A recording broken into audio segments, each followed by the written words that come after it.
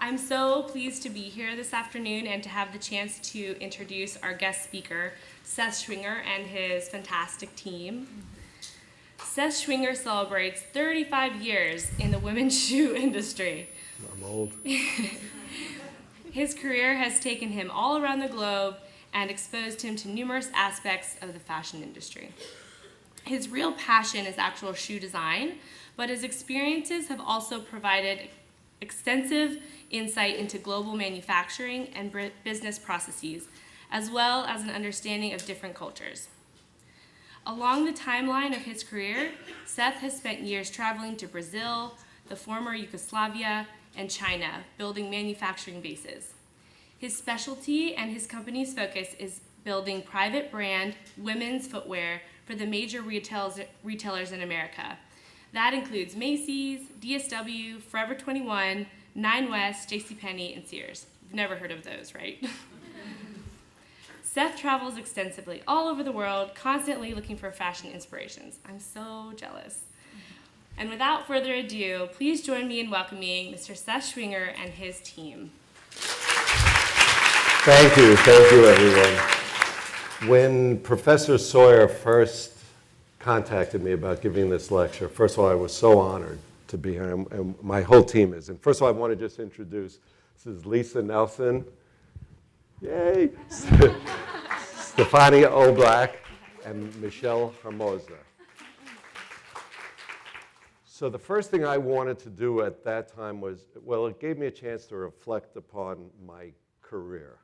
And with that, I thought hard about the many successes I've had and the many failures. And with those thoughts came the many collaborations and friendships that I developed over the years.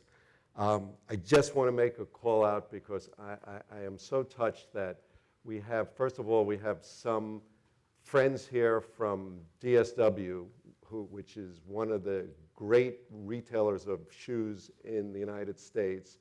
And I have a dear friend sitting in the front row, Peggy, who was with me at the beginning of my career and is still such a close friend with me today. And in a lot of ways, they're up here on the stage with me because we've learned this together.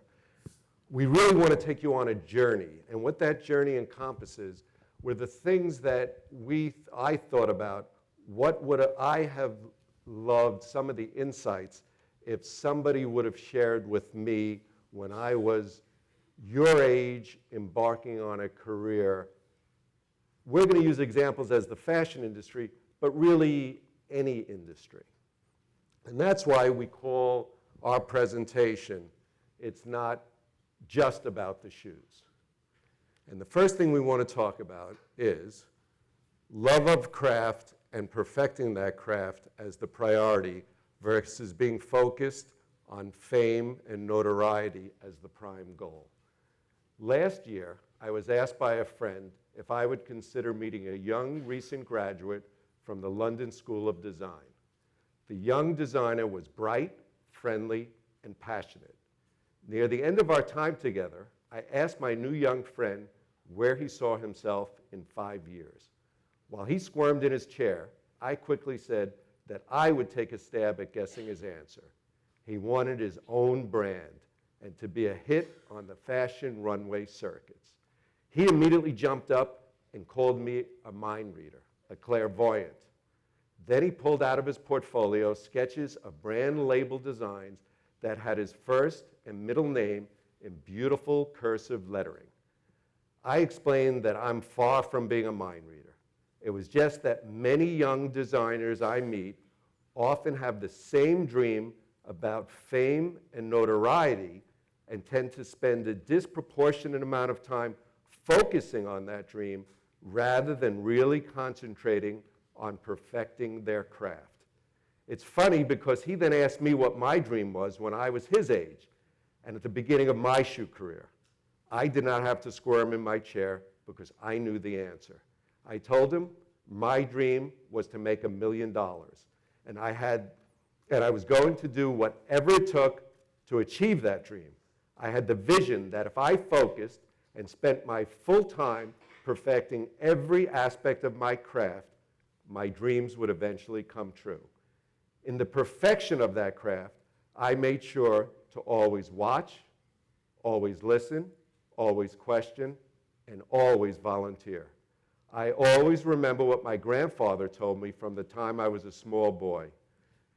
If you do the jobs that no one else wants to do, you will always be irreplaceable and very successful. No job was beneath me, and no job was too hard. Department stores buy the shoes from us, tens of thousands a pair at a time. We manufacture and ship the shoes tens of thousands of pairs at a time. But who is the most important person in the entire equation is the woman who buys one pair at a time. That is why we spend countless hours perfecting our designs, constantly tweaking, updating, and learning. The end result is that some shoes, in the total chaos of a messy selling floor, talk to the customer, while most just go totally unnoticed. The perfected style just says, "Come take me." Often, what makes one design stand out from a floor full of very similar looks is due to the subtlest reasons. That is why we try to perfect every detail of our designs. One of my favorite expressions is, "Close is as good as a miss." Breaking everything down to the smallest elements. Our sample room in China actually hides scissors from me because I'm notorious for cutting up shoes to make sure the factories are using exactly what we specify on the internals of the shoe that cannot be seen. It's not about me, it's about the task at hand. What I mean by this is having a real passion for what you do, and at the same time, training your mind to never take criticism personally. Staying focused on the ultimate goal with the ability to drown out the white noise that plays in your own head when you make things about you. Never get angry and never get unrealistically high or unrealistically low. Never be afraid. Have you ever asked yourselves, what does fear stand for? Future events that are not real. We often create scary future scenarios that exist only in our own heads. Doers versus blamers. It's too often a human instinct that when things do not go exactly right, we go immediately into blame mode. At times, I've been called a great designer, or a great technician, or a great salesman, or a great businessman. What I really consider myself is a problem solver, one who works well under pressure and has learned, with years of self-training and self-analysis, to never make things about me and never blame others. As I often say, I am an overnight success. It just took me 50 years to get there. Perhaps my career path building private brand programs for many of the key retailers in America enabled me to develop problem-solving instincts. From my first job in the shoe industry until I opened my first company 18 years later, I was never a salaried employee. I was financially compensated by a system called draw against commission. In simple terms, I was paid a certain set amount every month to pay my own business as well as personal expenses. At the end of every year, my commissions, based upon my total sales, were calculated, and I was written a check for the amount up and beyond my monthly draw. If my commissions were less than my total draw, I had to reimburse the company I worked for. Why I bring this up is that if there were any mistakes, and I mean any mistakes, whomever was at fault and the shoes were not shipped, I did not get paid. So instinctually, I had to learn to solve problems in order to survive. I could never go to the management of Macy's or JCPenney or DSW and blame others. If their orders were canceled, delivered late, or poorly made, It was my face, my reputation, and my future. Getting people out of the blamer's mindset takes extreme patience and unwavering consistency in your message, especially when your career is based on international collaborations that encompass different cultures as well as different languages. A recent example was a bootie we designed and produced for one of Macy's private brands we built called American Rag. Upon inspection of pre-production uppers in our New York office, we discovered that some decorative zippers were slightly oxidizing and that some of the measurements of the bootie were slightly off. In addition, the backing materials inside the boot were way too stiff and did not adhere to our standards. When we pointed this out to our China office, as well as directly to the factory, the blame game started. The factory said the blame was with our China office because they approved the fit samples and the wrong measurements. The factory also blamed our inspectors for not catching the oxidizing zippers. The zipper supplier said that not all the zippers are oxidizing, and those that are have only a slight color change. Our office in China blamed our New York office because they had sent earlier samples to New York, and we never mentioned the problems. The factory had already cut and stitched 12,000 pair of uppers. Their solution was to either ship the boots as is or do what they call slight fixes to the problem issues. I explained to all parties concerned that the short-sightedness of the blame game, as I call it, or it wasn't me instinct, leads to factories closing production lines and eventually going out of business. I convinced the factory to throw away all the bad uppers and start all over again. I was up front with Macy's, and because Macy's is a great retail partner, they approved late shipments without any penalties. The boots were all remade correctly, were shipped to the stores this past January, and were an immediate bestseller, and are now being reordered with over 50,000 pairs booked in the same factory. In addition, the same factory has several additional styles based upon this success. Problem solved, everybody wins. Trust the process. In a few minutes, we want to show you a short video from our product development facility based in Dongguan, China. We want to give everyone a feel for the enormous collaboration that is vital for us to be successful. Our company is one of the few industry specialists that concentrate solely on private brands. National brands that we all recognize sell department and specialty stores while guaranteeing certain margin requirements, better known as profit margins, set by the individual stores that sell their product. At the end of every season, if their goods do not sell and maintain the agreed upon profit margin, the brand must pay the stores back the difference. The payback amounts are often huge. I'm sure most of you are aware that this is called markdown money and has caused many brands to go out of business. Just look at this past fall season as an example. We had some of the warmest weather during October, November, and December in history. Can you only imagine the markdown money that had to be paid back by the national brands for fashion products like coats, gloves, hats, or cold weather boots? With private brands, we build exclusive lines for each retailer that can only be found in their stores. We design to each retailer's specific needs, and all brand markings are a label that is owned exclusively by that particular merchant. In many cases, the label is used by the store to market clothing, handbags, costume jewelry, as well as shoes. The goods are handed over to the store's freight brokers in China, and the stores ship and distribute the merchandise upon arrival in the United States to all their branches nationwide, and in some cases, worldwide. Now here's where the fun comes in.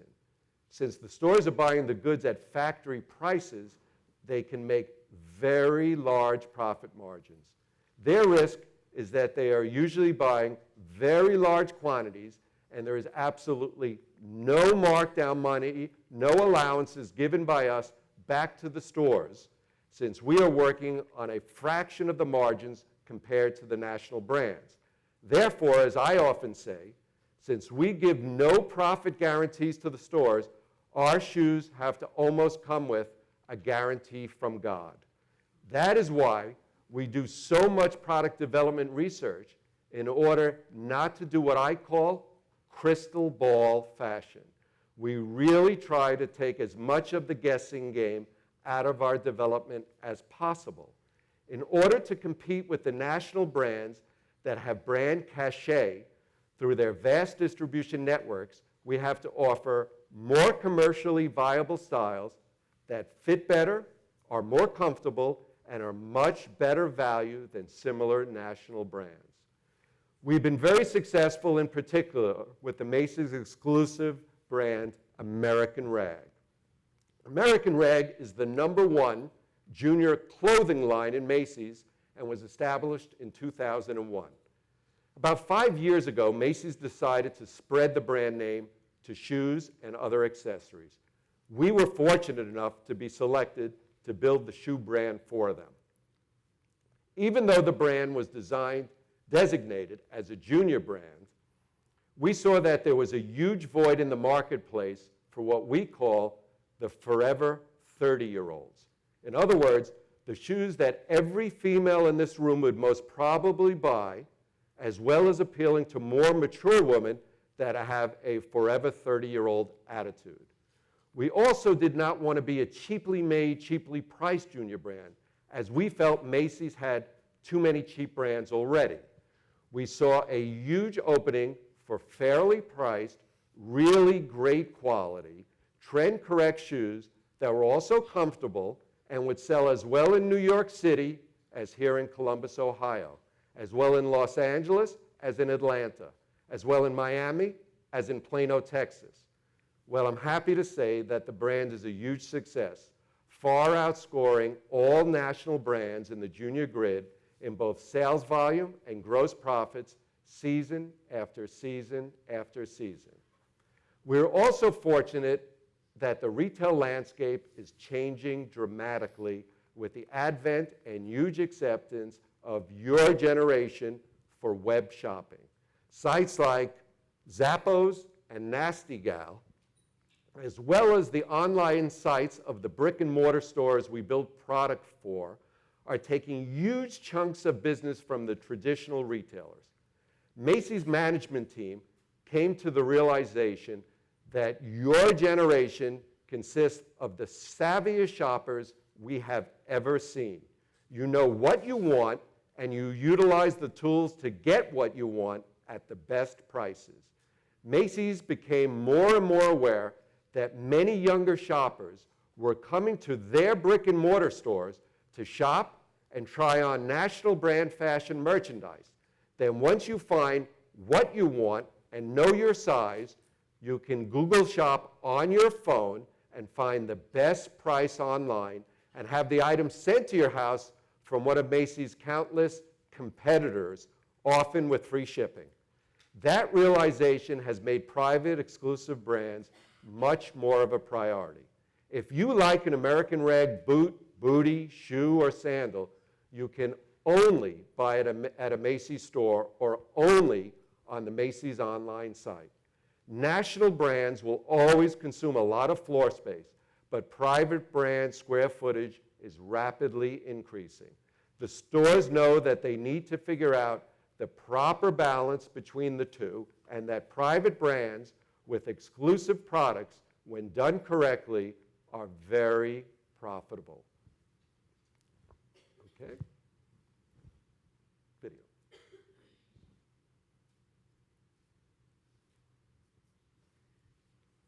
Hi, The Ohio State. Here we are in China. This is our design headquarters in China. You'll see that we have all the sketches of all the latest stuff that we're going to be doing for this line. We're going to take you through the process of how this whole thing goes when we design, when we cut the upper pattern, paper making, lasting, the whole 9 yards. So this is just the beginning. We are in the pattern making room, and right now you're going to see him tape the last.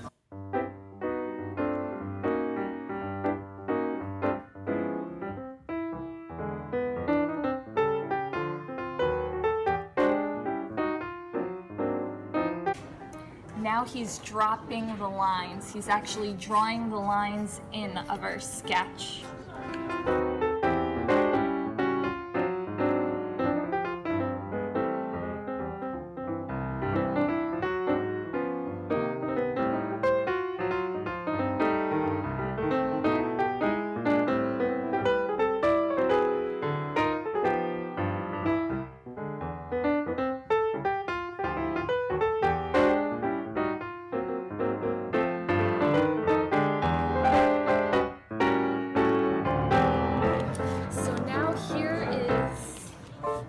Actual, cardboard, we call it oak tag, and this is where the hard pattern piece is going to be made.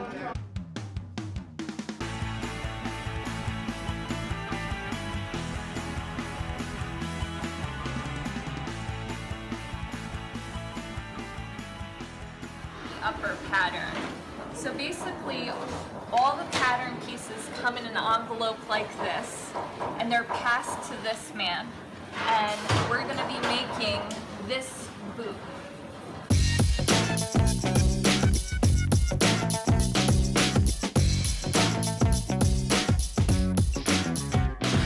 now after cutting the upper material, it comes in a basket like this, and now we're going to be gluing the upper material.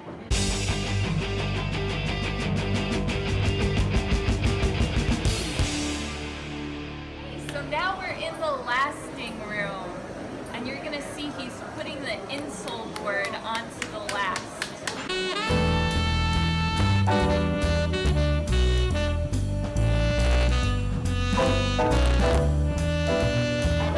Here we go.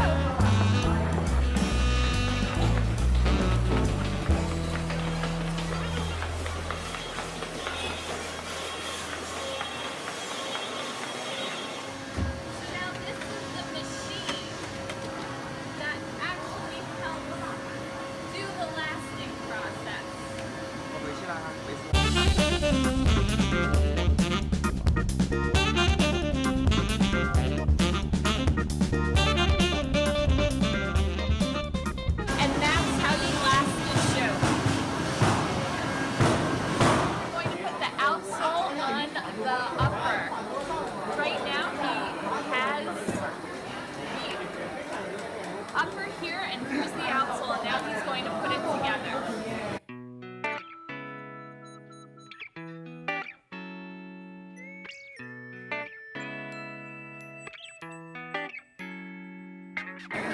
And then there you go. Here is your shoe, and that's the process. Michelle, stand up. Stand up, Michelle. Come.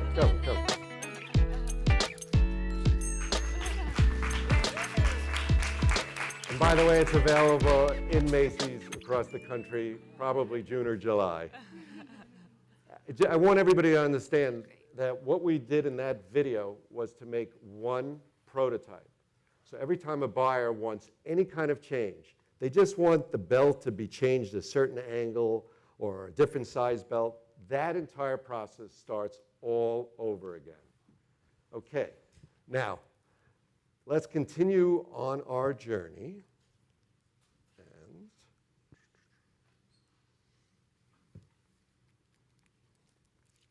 Okay, another important aspect of trusting the process deals with career paths.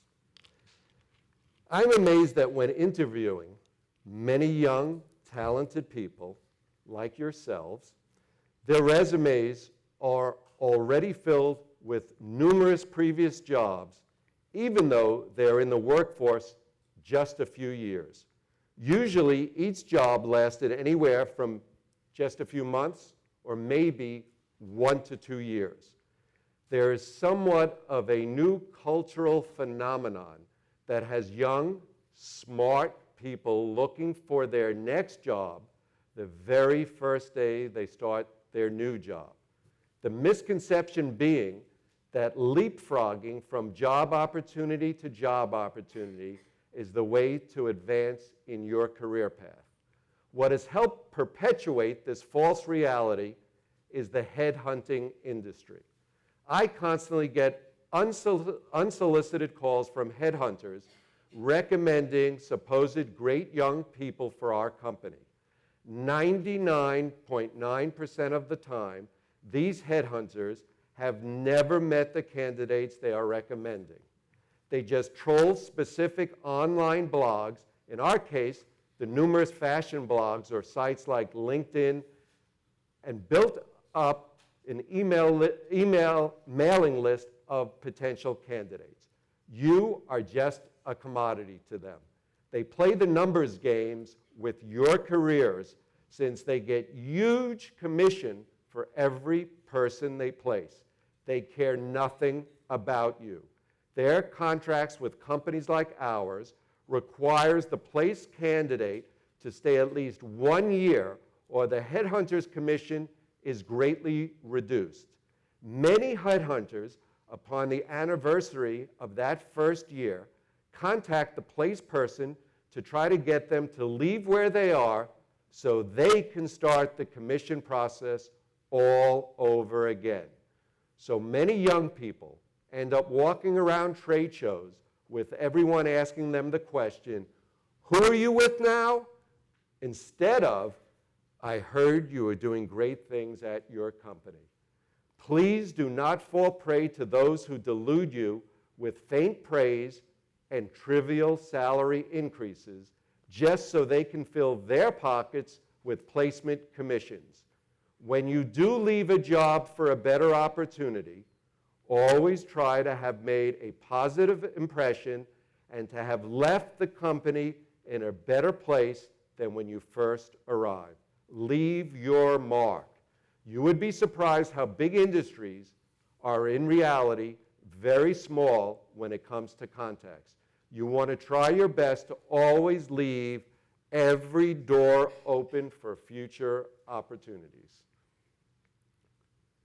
Embracing technology, not hiding behind it. When I was a young kid, everyone was convinced that the great advances in technology would be in transportation.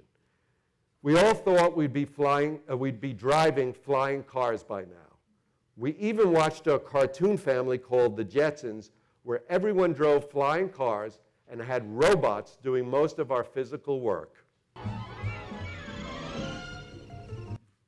We never dreamed that in reality, the technological advances would be in communication. And no one ever would have imagined that these advances would be so huge and come so fast.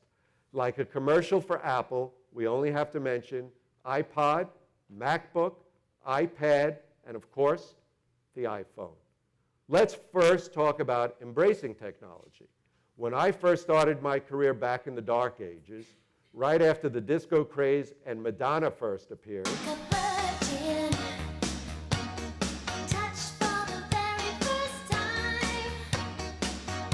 that's in case some of you don't know who Madonna is, we transmitted information over the phone or by a machine called a telex, and then by what we thought was one of the greatest revelations, the fax machine. By the way, you can buy any of the above-mentioned antiques on eBay or find them in a museum. Now we transmit information about designs, order details, production schedules, you name it, by email. We design on computer programs like Photoshop and Illustrator. That enables us to visualize details like strap positions, toe shapes, and heel shapes before even making the first prototype. By the way, one of the first questions we ask of all job applicants is how proficient they are with Photoshop and Illustrator. I strongly recommend to everyone who is planning to have a career in the fashion industry to really practice those two programs.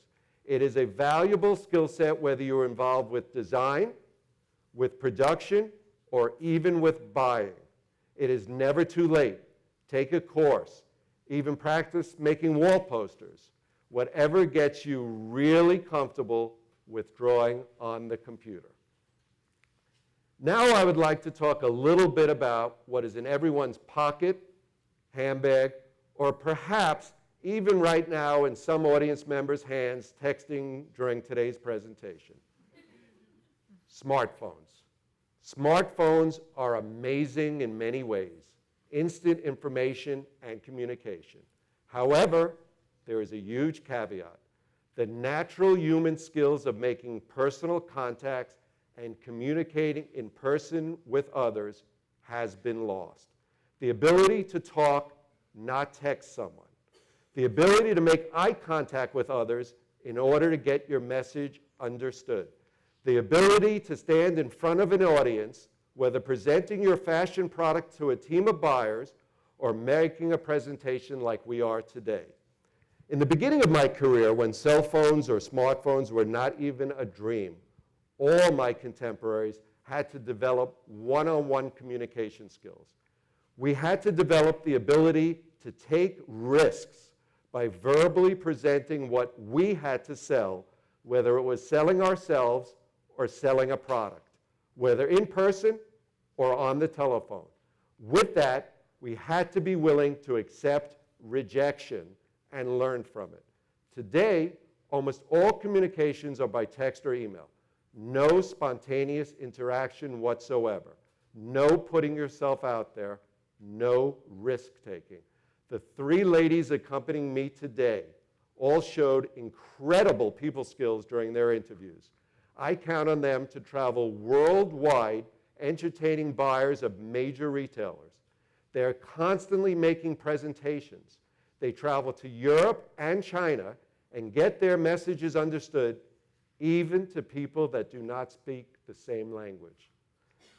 The same advice I gave about developing your skill set with Photoshop and Illustrator, I strongly recommend that you develop your communication skills. Begin by limiting your texting and start making actual phone calls. Believe me, your grandparents will be thrilled to actually hear your voices rather than getting a beep on their phone followed by a text. Also, put the phones away as often as possible. Enjoy your immediate surroundings. Make eye contact with strangers. Give 100% of your attention when you are with family and friends. When we are shopping for new fashion inspirations, whether in the United States, Europe, or Asia, I insist that no one from our team looks at their phone unless it is really, and I mean really urgent. That way we can be totally immersed in where we are, whom we are with, and what we are seeing. To be perfectly candid, when I interview candidates, if there is any sign of their smartphone, whether in their hand, on the desk, or ringing or beeping, the interview is over. Okay. Give a girl the right shoes and she can conquer the world. A direct quote from the infamous Marilyn Monroe. What I think Marilyn meant by this great statement cuts to the heart of one of the key aspects of fashion. What purpose do our designs serve? Again, for me, it always goes back to, it's not just about the shoes. I love all design, especially automobiles. I have always said that the team that designs a gorgeous car that costs $300,000 is very talented. But show me the team that designs a gorgeous car that costs under $30,000, and we will be looking at pure genius. For me, the same thing rings true for fashion. I can appreciate a beautiful shoe that costs over $500 at retail, but I am utterly inspired by the beautiful shoe that costs less than $50. For my team, it's about figuring out how to enable the retailers to make their required profit margins and still be able to offer women something that is truly special, a truly emotional purchase that can be bought at an affordable price. Think about life's usual daily stresses, the days you wake up not feeling at your best. Maybe it's just the dreary weather like today. Perhaps nerves about an upcoming exam, being anxious about a new job, or romance. We often all need the little boost, the little pick-me-up, the little fix. Sometimes putting on that new dress or special pair of jeans, or in our case, the new over-the-knee boot or high-heeled platform pump, or maybe a wedge sandal that does the trick. If we can contribute even the smallest iota to a woman's self-esteem, wow, we have done something really worthwhile. Now I have a question for everybody in the audience. How many in this audience are FPA members? Need a show of hands. Okay. I was fortunate to attend your fashion show, Unwritten from Page to Stage, last April. It was amazing. I've been invited to numerous professional fashion exhibitions and runway shows during the course of my career, and the show you produced was one of the very best I have ever been present at. From the clothing designs and execution, to the charisma and beauty of the models, to the graphics, lighting, and staging, a truly extraordinary presentation. Honestly, I was blown away. The experience that you provided the audience clearly demonstrated that magic is created when young, inspired minds pool their talents and hard work together in selfless collaboration. I highly recommend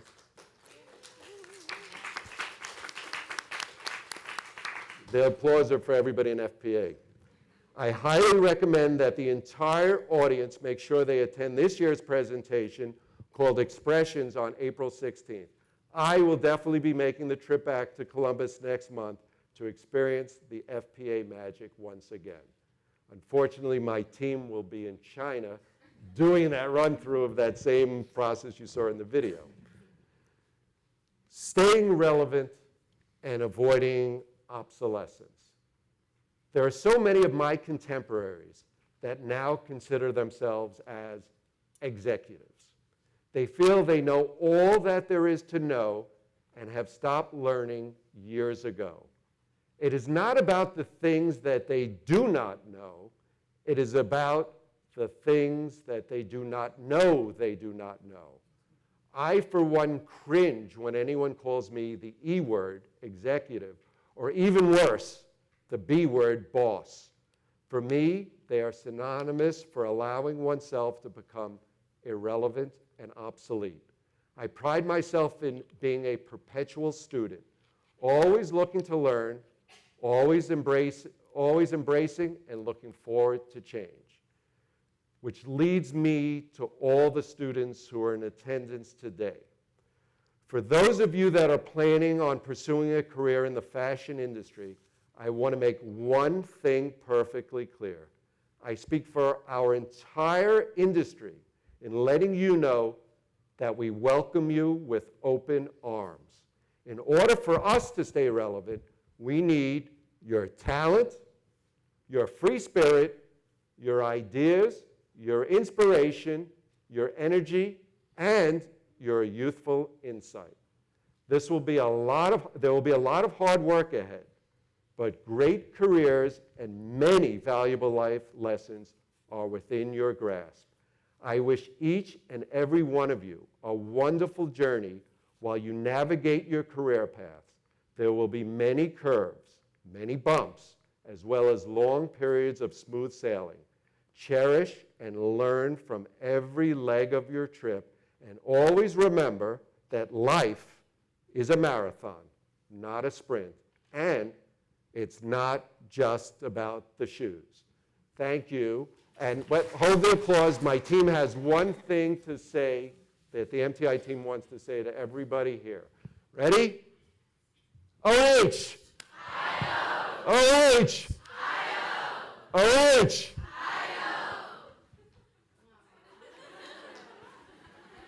Thank you, thank you, thank you, thank you. Now, we thought it would be helpful. You're looking at my stars, and they are recent graduates. They've been in the shoe industry anywhere from 3 years to 10 years, that if there's any questions, anything at all that you want to ask, of course of me, but of them being your future, a few years ahead of you, please go ahead. Lisa, you want to come over here now? Go ahead. Anybody have a question? Any hands? Anybody want to know what to look for? Yes, go ahead. What's the best piece of advice anyone's ever given you? I think the best advice anyone's ever given us, just like that Marilyn Monroe quote, you have to feel confident within yourself. You have to know, especially when you're on your way to an interview, the reason you're going to that interview is because they already want you. It's really about you interviewing the company to find out if that is the company that is going to give me everything that I need to learn and to grow in this industry. I think that for me. I thought you were going to say the greatest advice, what I said to all of you, never leave me. Never leave. Yeah, never leave you. Never leave Seth. You want to give an answer? You guys, your best advice? Oh, that's a good one. I mean, I think what Lisa said definitely rings a lot of truth. I think if you're not confident enough in yourself, I think, figuring out what you want. Because even for me, I wasn't expecting to even go into shoe design. I was doing construction. I was working on houses. And my mom was kind of like, okay, you're going to go to college now. And I'm like, what? I'm not ready for that. But she's like, what do you want to do? I'm like, I know I'm talented in painting and that kind of stuff.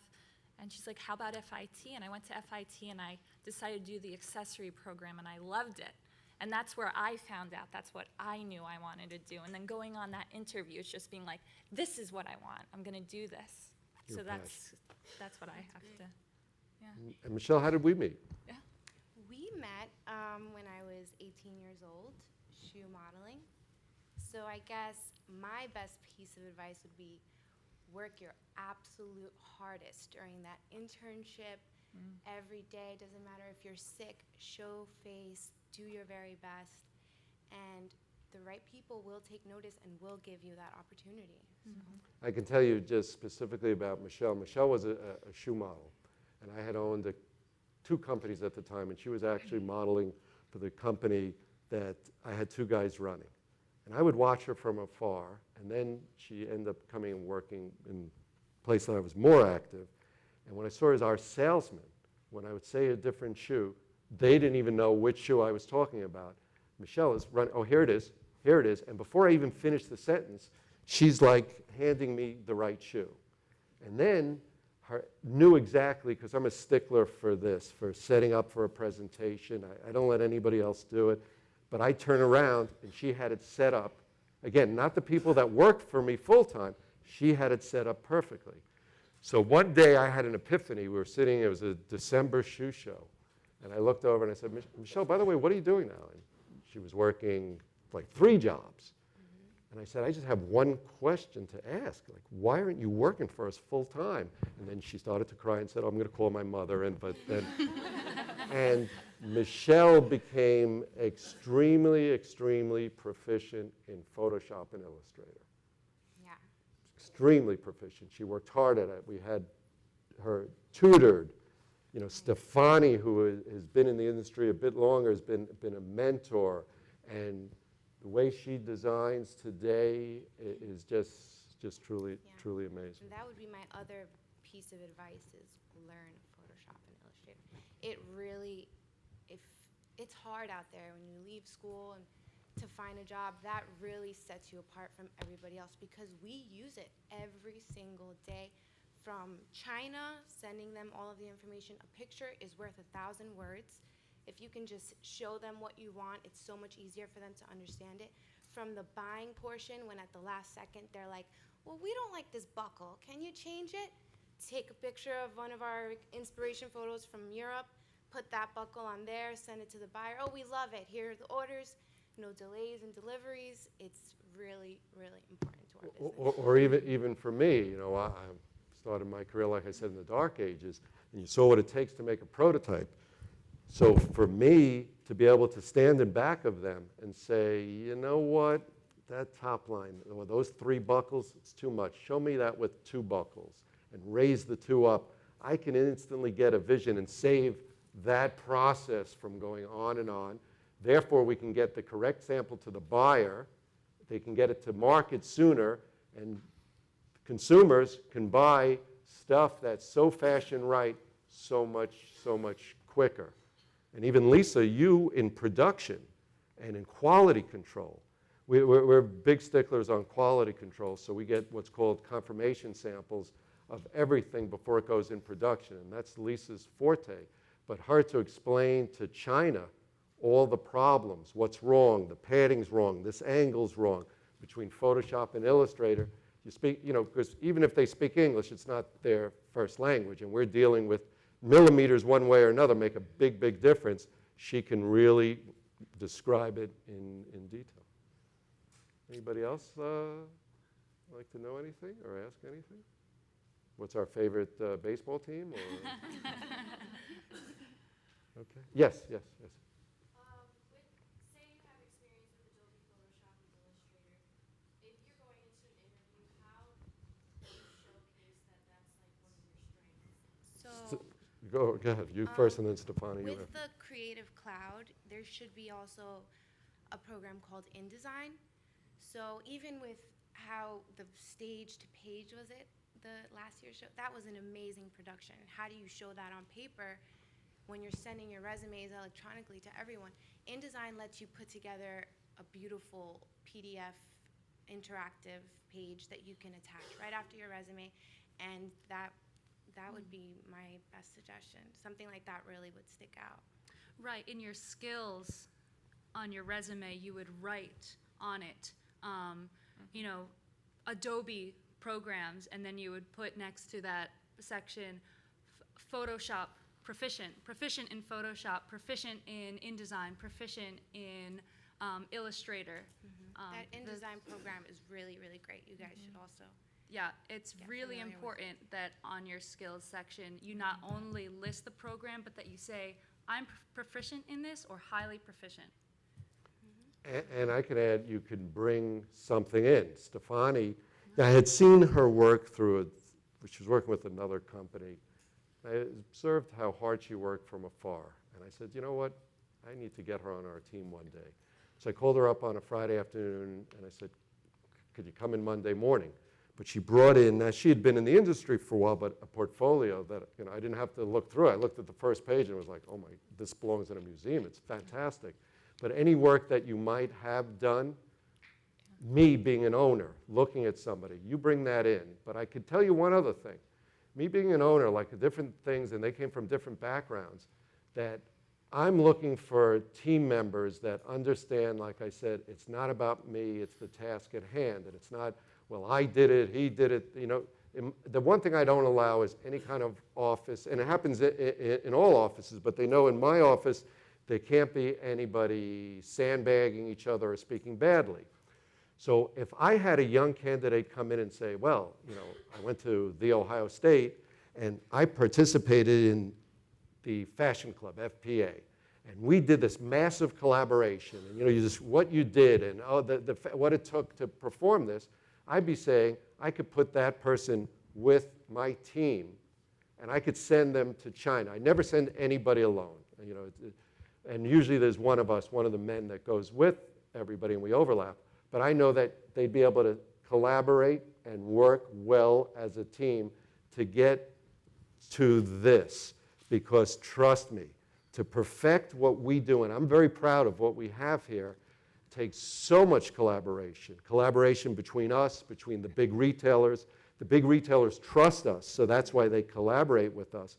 Because what we're selling is these items, they buy anywhere from 15 to 20,000 to well over in the hundreds of thousands of pairs. So the mistakes, if there are any, are just so enormous are really, really enormous.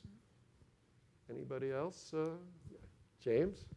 So, what's your favorite pair of shoes you've ever had the opportunity to design, and what distinguishes that pair as your favorite? I can't say because I truly love design. It's my passion. It's something I wish I could do full time, but it's not realistic because you have to run a business. But there are certain shoes or boots. I'm always called a bootaholic because my career started with boots, but that stand out in my mind. And there was one boot that it was a boot made out of pig leather that we sold to Kinney, and I was at the beginning of my career, and we couldn't break into Kinney, and I got this boot placed, and I'm just some young guy, and there's all a bunch of old guys there. They're probably younger than what I am now, but they were so old to me, and I get a phone call from this one guy, Chet Grantke. I'm sure he's not in this world anymore. Called up and said, "Get down here, kid." And he says to me, "I want to know why, in this horrible retail climate," this had to be in early 80s, he said, "Why that? You kid, what do you know? You sold us a boot, and it's the best boot that we've had in 10 years. Why? What is it about it?" And after that, and then he gave me a little like noogie on my head. But after that, my business as a young guy with Kinney was like off the charts, off the charts. Then there was a boot, Peggy, right here. So Peggy was a very big supporter of mine, and it was Sears Roebuck. Now, Sears Roebuck today is not the Sears Roebuck that when Peggy was there. When Peggy was there in one season, she bought from us over 900,000 pair of women's boots, and they were all leather. Today, Sears does 0 leather product. So there was one boot she buys from us, and they put it out for Black Friday. It's a little bootie. Remember the little cuff bootie? So I get a phone call from her bosses, and they want to take myself and, at that time, my new bride out to dinner. Pick the restaurant, any fancy buyers, they don't take you out to dinner. You're busy taking them out. And we go to Gustafino, and they're all drinking and everything else, and this merchandise manager, Sarah Bevel, says, "Do you know how many pair we sold Friday?" So I said, "I don't know, 5,000 pair in the one day? 10,000? Then she said, 42,000 pair in one day. So me, I had never, ever, how could you sell 42,000 pair of a bootie in one day? Until we fast forwarded to just this past fall. JCPenney, everybody's on a kick now where tall boots are not the prime thing in fashion. It's all about these low booties.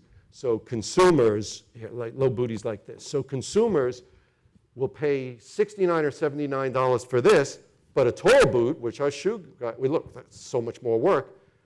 It's already in your closets. You'll buy it when it wears out. So they're not willing to spend as much. So everybody's on this kick of Black Friday. We got to give this stuff away. We got to sell zillions. So $19.9, $29, $39.9. So JCPenney, they bought 2 boots for us for Black Friday. So the buyer comes in, and in the paper it was saying that Penny's had the best Black Friday and all the predictions. And again, these numbers are so crazy. So he says, how many pair do you think we sold the week of Black Friday, not the one day, of this one boot? Again, 20,000. It's a lot in a week. They sold over 100,000 pair in 1 week of one boot, and of the other boot, which was a riding boot, they sold over 200,000 pair in 1 week. We almost fainted. We said, like, what are you smoking, man? It's impossible. How many people are in America? I mean, like, it's crazy. So things like that, you really, really remember. And this line is really special to our hearts, this American ragline. Good question. Yes? As a manager or business owner, what's your best piece of advice for us going into the industry and wanting to do that same kind of thing? I'm sorry, say it again? As a manager and business owner, Yes. what's your best piece of advice for us wanting to go into the industry and do that too? Okay. We're going to talk a little bit tomorrow in Professor Sewer's class, but we were talking amongst ourselves and we said, okay, you know what? Working I think working in our company is great because by nature, I'm a teacher. I want to share with everybody. But how, it's an honest question, how do we get to somebody like you? How do we get to work? How do we get in your industry? So we were all talking, we're going to go through specifics tomorrow, but there are different approaches. Lisa, you talk about how we got to meet, because it started with that initial, but then the connections. So I lived in China for a little while, and I was learning Mandarin there, and I came back to the U.S., and I was living at my mom's house for like a month, and I'm like, oh gosh, I can't do this. So I went on Monster.com, actually, and I went on Monster.com, and I sent out a couple resumes, and I felt like it was really strong, and I immediately got a lot of responses from them. And one of the people who picked up my resume was this guy. His name was Kevin. And I went on my very first interview with him. And it was funny because you think like your first interview, you're like, oh, God, I'm going to be so nervous and like sit there and be like, okay, I'll answer your questions. But we just kind of like hit it off, and we were laughing and joking, and we got to know each other, and he ended up hiring me. A month later, he left that position, and I ended up working for a guy who it worked out fine, but I wasn't happy with the company that I was working in. I wasn't learning anything. I was, pretty much just running the office and not learning about shoes. So I stayed in touch with that guy, Kevin.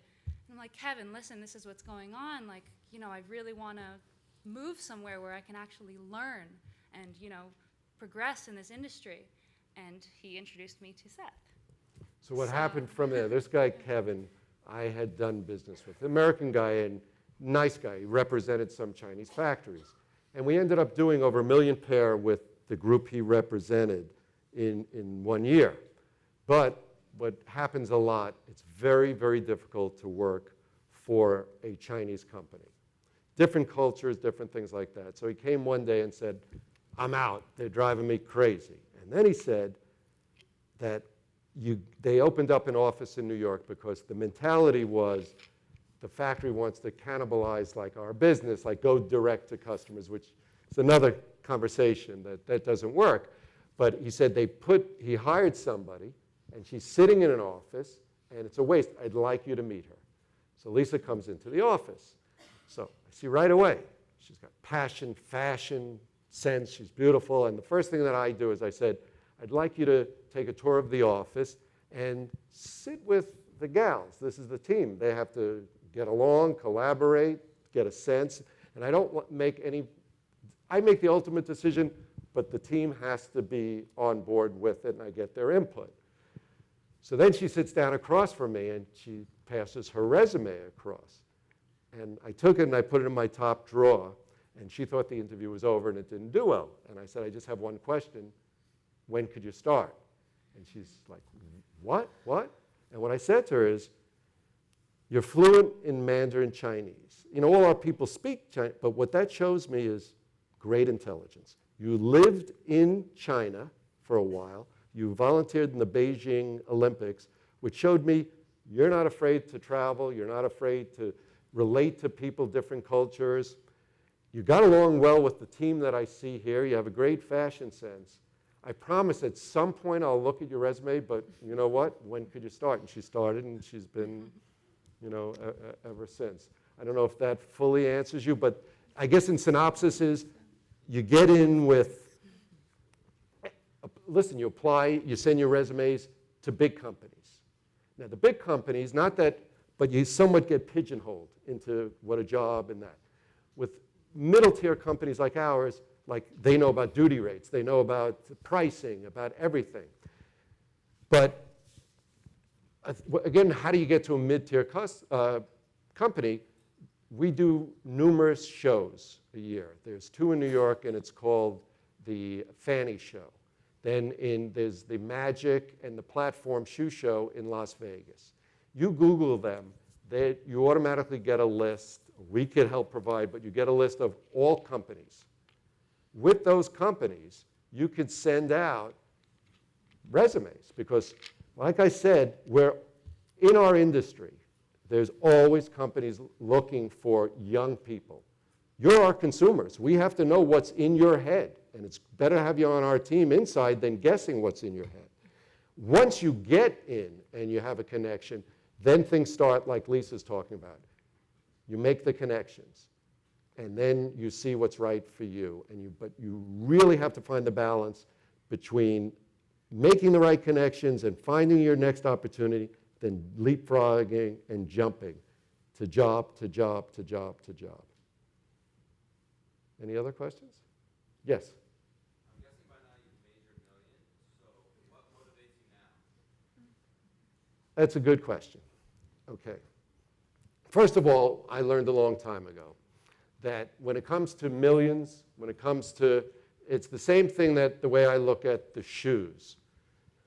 I'm detailed, and I love these things, that whether you have, to one person, $1 million is a lot of money. If you hear Donald Trump, a billion's not a lot of money. So it's all a bunch of zeros. And the same thing, for us to sell 100,000 pair of a boot, we have to care about if somebody writes an order for 18 pair and go through the same kind of thing. So it all comes from your own self-motivation. You know, why do we do anything? So the passion, first of all, like I said, I love design. I love the team that I have, the inspiration that they provide. And you know what? It feels great when you create something, when you solve a problem, when you, and it balances your life when, if you get out of the blame mentality, 9 to 5, so to speak, chances are you're going to be out of it in your family life and the way you raise your children. So for me, it's mentally healthy. Plus, I have a lot of energy and I drink too much espresso, so I need to do something. I like to play tennis more, but that.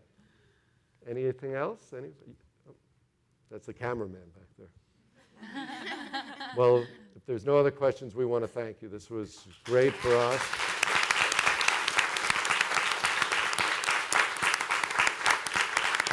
And remember, we'll be back next month for that great fashion show. We look forward to it.